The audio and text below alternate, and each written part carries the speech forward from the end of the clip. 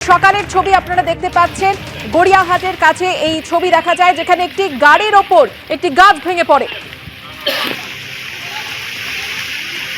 গাছ ভেঙে পড়ে রাস্তা কিভাবে আটকে গিয়েছে আপনারা দেখতে পাচ্ছেন।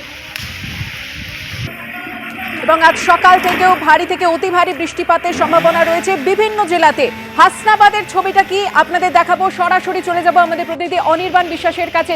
অনির্বাণ, দেখতে পাচ্ছি যে এই রাস্তায় গাছ ভেঙে রয়েছে, কিভাবে এই রাস্তা ঠিক করা হবে, কিভাবে আবার যান চলাচল ফেরানো যাবে স্বাভাবিক পরিস্থিতিতে?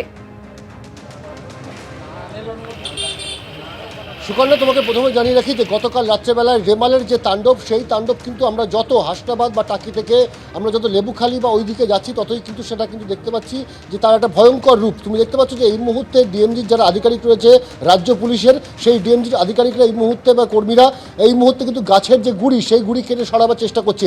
ইতিমধ্যে এই গোটা গাছ তার একটা অংশ তারা কিন্তু ইতিমধ্যে কেটে ফেলতে সমর্থ হয়েছে, কারণ তারা একটা দিক থেকে যান চলাচল যাতে করতে পারে সেইটা তারা নিশ্চিত করেছে এর আগেই। এবং এই মুহূর্তে কিন্তু যে বড় অংশ রয়েছে গাছের, সেই গুড়ির দিকটা তারা কাটার চেষ্টা করছে, তার কারণ বড় গাড়ি পাস করার ক্ষেত্রে কিন্তু রাস্তার উপর থেকে এই গাছের এই যে অংশটি রয়েছে, যেটা এখন কাটার কাজ চলছে, সেটিকে কিন্তু সরাতে হবে, না হলে কিন্তু এই রাস্তা পুরোপুরি যান চলাচলের জন্য স্বাভাবিক করা যাবে না। তুমি জানো যে ইতিমধ্যে কিন্তু ষষ্ঠ দফার ভোট শেষ হয়ে সপ্তম দফার ভোটের প্রস্তুতি শুরু হয়ে গিয়েছে।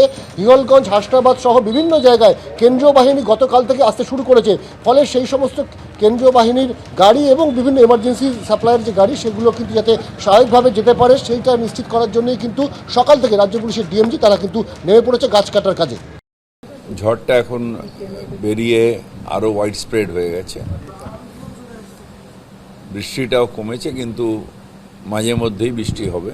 52টা গাছ টোটাল পড়েছে এবং সবকটাই আমরা এমার্জেন্সি রাত্রিবেলা যারা ডিউটিতে ছিল তারা নিয়ে সাইড করে দিয়েছে। দু একটা জায়গায় জল আছে। একটু বৃষ্টি কমলে, একটু ঝড় কমলে আমরা পুরোপুরি পাবো কোথায় কত ক্ষয়ক্ষতি হয়েছে, কত পোল পড়েছে, কত তার ছিঁড়েছে, সেটা আমরা করছি। প্রচুর জায়গায় আমাদের কাছে যে খবর, আমি টিভিতেও দেখছিলাম যে তারের গাছগুলো তারের উপরে পড়েছে, সেখানে একটু বন্ধ আছে। আবার কিছু কিছু জায়গায় পুরো ট্রান্সফরমারগুলো উড়ে গেছে। আমি কিছু ছবি আপনাদের দেখেছি, আমাদের ট্রান্সফরমারগুলো উড়ে গেছে ঝড় জল, একদম আপডেট হয়ে গেছে। তো সেগুলোকে করতে একটু সময় লাগছে। আমরা একটু ঝড়বট বৃষ্টি কমলে যথেষ্ট ম্যান পাওয়ার আমরা ডিপ্লয় করেছি, প্রচুর মেটেরিয়াল দেওয়া আছে। আমরা যত দ্রুততার সঙ্গে, আমি বারবার বলছি, মাননীয় মুখ্যমন্ত্রী বলেছেন যত দ্রুততার সঙ্গে সম্ভব বিদ্যুৎ সরবরাহ স্বাভাবিক করা। আমাদের আধিকারিকরা লেগে রয়েছেন, অফিসাররা রয়েছেন, বিদ্যুতের কর্মীরা জীবন দিয়ে তারা লড়াই করছে। একটু বৃষ্টি আর ঝড় কমতে দাও, তারপরে আমরা কাজ শুরু করব।